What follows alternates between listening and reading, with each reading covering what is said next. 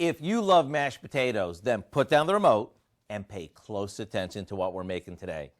I'm sure you probably have a bunch of different ways to make them, and I bet they're all good. But we just came up with a way that'll definitely drive your gang wild. We start off with a good amount of mashed potatoes, and those can be store-bought, homemade, or instant. To that, we add some shredded mozzarella cheese, sour cream, bacon bits, chives, and a touch of black pepper. This gets spooned into a baking dish before topping it with more mozzarella cheese. Then we'll pop this in the oven, and when the top is golden, it's done. What we end up with is the creamiest, cheesiest, and most flavorful whipped potatoes you've ever eaten. As a matter of fact, they're so good, we call them driving wild potatoes. And like all of our recipes, you can find them online. And yes, they'll drive them wild.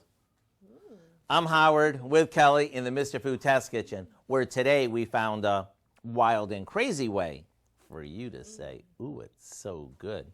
Drive them crazy? Wild? Tasty.